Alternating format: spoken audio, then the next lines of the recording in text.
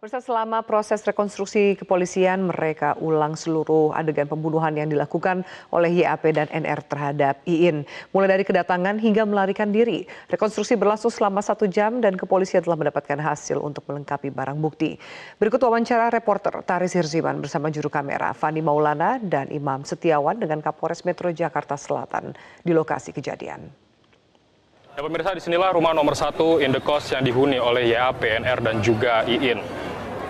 Kesemuanya terlibat dalam kasus pembunuhan terjadi di Mampang Perapatan, nomor 8 jalannya, dan di kawasan Jakarta Selatan. Dan di lokasi inilah, lokasi pembunuhannya tadi baru saja dilakukan proses rekonstruksi dari kasus pembunuhan tersebut. Untuk lebih jelasnya, dan kita akan langsung saja melihat secara langsung lokasinya bersama dengan Pak Kapolres Metro Jakarta Selatan, Kombes Pol Jafar. Selamat sore, Bapak. Pak, bisa ditunjukkan langsung, Pak, kita ke lokasi untuk melihat tadi rekonstruksinya. Adegannya ada 13 kali, Pak, ya. 13 adegan. Itu di mana saja dan seperti apa, Pak? Bisa dijelaskan? Mari, pemirsa. Sebelumnya pembunuhan ini terjadi pada hari Senin, Pak, ya? Senin malam? Enggak, hari Minggu malam. Hari Minggu malam. Oke, hari Minggu malam itu di sini semuanya yang ada di sini, ya, kejadiannya, perkelahiannya, pembunuhannya di sini semua, Pak, ya? Iya, betul. Oke. Jadi Bagaimana, Pak? malam itu jam 8 malam korban datang ke sini. Datang ke sini kemudian diawali dengan menendang pintu. Pintu yang ini, Pak? Ya, pintu ini. Nah, sehingga tadi kita sudah lakukan rekonstruksi ya. Rekonstruksi artinya kita bisa mengetahui urutan-urutan kejadian itu ya. Mulai dari awal sampai terakhir. Jadi ada 13 adegan yang kita lakukan.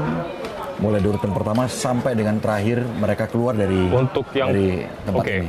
Dari masuk sampai ke keluar dari kosan ini, Pak, ya? Untuk masuknya dari mana? Pas saat mereka masuk dari sini?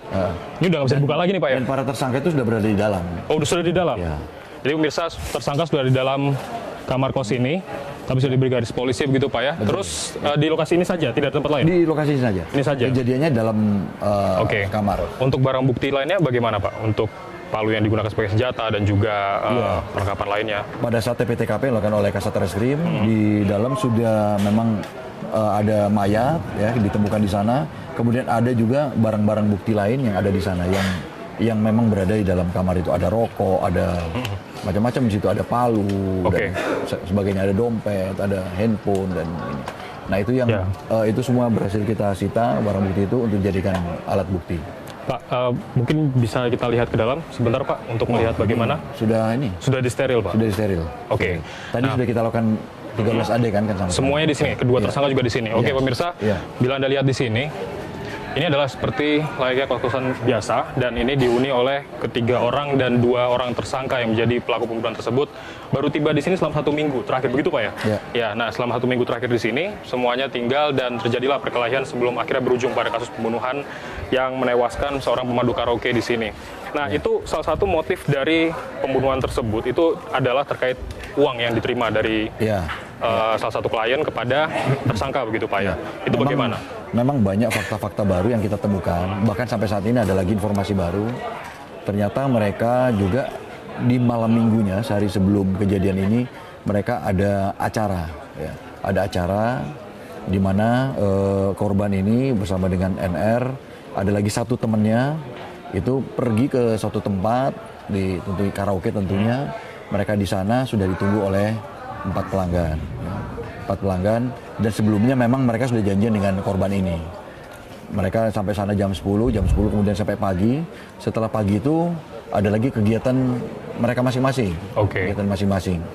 Nah, NR ini merasa sebelumnya sudah dijanjikan sejumlah uang lah, katanya 1,8 itu.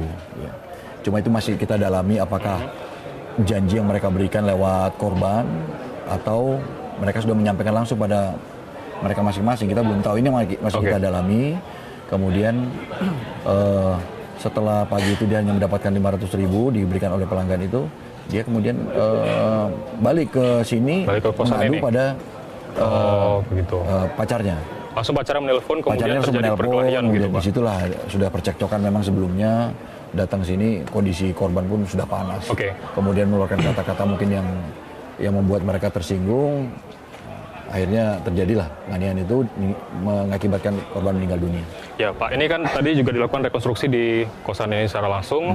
Apa hasil yang didapat, Pak? Dan kemudian apa rencana kemudian setelah dilakukan rekonstruksi ini, Pak? Iya, yang jelas rekonstruksi ini sudah bisa kita pastikan bahwa para pelaku adalah 2 orang ini. Ya. Terlihat dari urutan-urutan mereka mereka melakukan kegiatan itu, melakukan tindakan itu, sehingga tindak pidana itu, sehingga korban meninggal dunia. Ini sudah ada.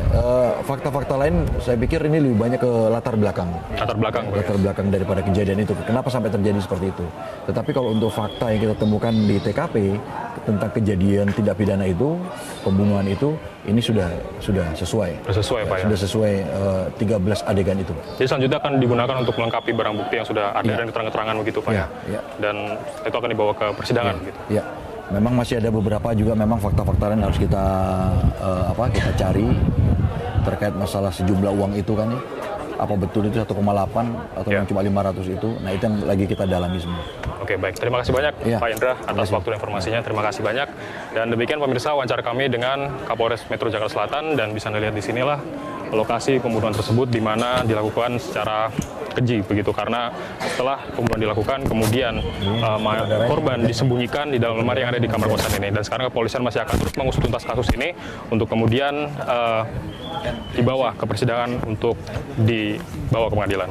Dari Mampang Perapatan, Jakarta Selatan, Tarsir Ziman, Fani Maulana, Imam Setiawan, Metro TV.